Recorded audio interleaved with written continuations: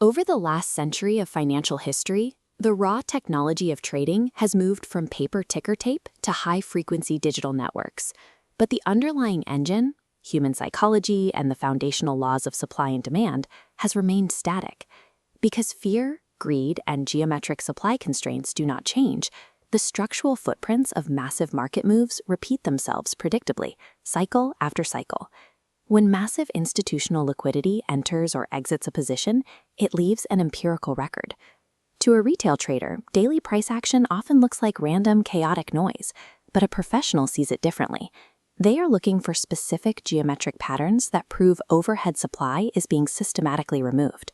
Today, we are going to analyze the specific price-volume geometry that precedes almost every major winning stock in market history. Mastering this pattern means shifting your approach from gambling on news narratives to identifying the market's structural blueprints. Relying strictly on fundamental analysis creates a massive blind spot. You can find a company with strong earnings and high-quality products, but without a timing mechanism, you can still sit through heavy drawdowns.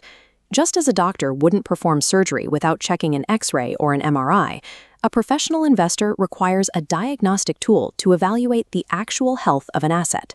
That tool is the price and volume chart. This chart shows Microsoft's historical price and volume action from 1985 to 1987. Focusing only on the massive right-side vertical trajectory hides the true mechanics of institutional accumulation. Instead, look left at the 1986 setup, a flat, strictly defined period of price consolidation. To understand the physics of the breakout, we have to zoom in on the exact weeks right before the price expanded. What we find there is a specific structure known as the cup with handle. Identifying this shape before the breakout is an effective filter for institutional sponsorship.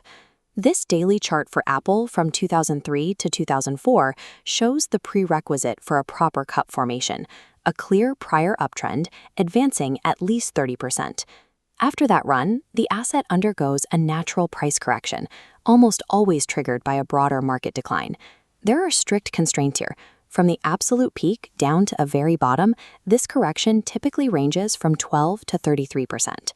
Look at the shape of the bottom. It forms a distinct rounded U, rather than a sharp, volatile V. This specific shape serves a psychological purpose. The prolonged consolidation along the bottom intentionally wears out weak, impatient retail holders, who eventually sell their shares. As those weak hands exit, the floating supply is absorbed by a solid foundation of institutional buyers, owners who are far less likely to sell during the next advance. If a stock plunges and shoots straight back up in a V-shape, it hasn't taken the time to shake out those nervous sellers. Historically, those fast recoveries have a higher failure rate. Therefore, a proper cup formation is not a sign of weakness. It is a period of overhead supply absorption. This brings us to the next phase, visible here on a chart of the Limited from 1982. The price recovers into the upper half of the base structure, but stalls at point C. This stall, the handle, drifts downward, retreating 8 to 12%. This downward drift acts as a final shakeout. By drifting lower just before a breakout, the market panics the remaining impatient speculators into selling.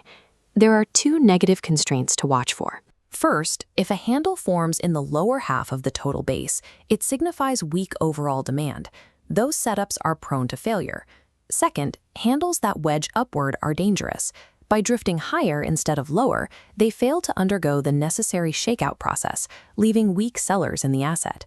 A structurally sound handle must also remain supported above the asset's 10-week moving average line, showing that institutional demand is stepping in to catch the price drift.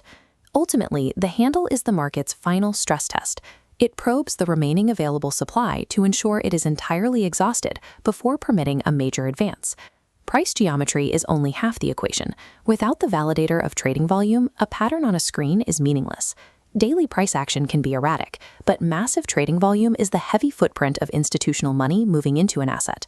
Returning to the Microsoft chart, look at the bottom volume pane. During the extreme lows of the cup, and again during the downward drift of the handle, trading volume must dry up. This dry-up visually signifies that selling pressure has been completely exhausted. The available supply of shares is now highly restricted. This sets the stage for the pivot point. the moment the price breaks upward, clearing the peak of the handle's downward drift. At this exact threshold, daily volume must surge, often 40 to 500% above its normal average. This sudden spike is the confirmation. It proves that institutional demand has aggressively stepped in, overwhelming whatever tiny fraction of supply was left. It is this confluence, a geometric price breakout paired with an extreme volume surge, that provides empirical confirmation of an impending price expansion. To see exactly where a professional executes a position, we can analyze the complete life cycle on this historical chart of sea containers. First, the asset undergoes a deep 50% cup correction. Then, it recovers and builds the handle structure, drifting down along its lows while volume dries up. This leads to the buy point. Notice a rule of this mechanic. The optimal pivot point is located just above the handle, but below the asset's old absolute high at point A. The most common amateur mistake is trying to buy at the absolute bottom of the cup, hoping to secure a cheap price. But buying before the pattern is proven carries heavy failure risk. There is an equal danger of buying too late. Purchasing a stock more than 5 to 10% past that exact pivot point exposes your capital to sharp price pullbacks. The professional waits for that line of least resistance. They force the asset to prove its institutional strength before committing capital. Executing your entry precisely at the pivot point is how you minimize your downside risk while maximizing your probability of riding a structural advance. This exact pattern sequence is not bound to a specific era. Here is a chart of Texas Instruments from 1957, displaying the same cup and handle geometry decades before modern technology markets existed. Pure fundamental investing will tell you that a company is growing its earnings, but even strong corporate growth requires a structural entry mechanism to safely extract returns. Because human psychology and the physics of auction markets remain invariant, these specific accumulation footprints have a historical tendency to repeat. Mastering the mechanics of the cup with handle allows you to stop acting as a reactive speculator. Instead, you become a rigorous analyst of institutional liquidity.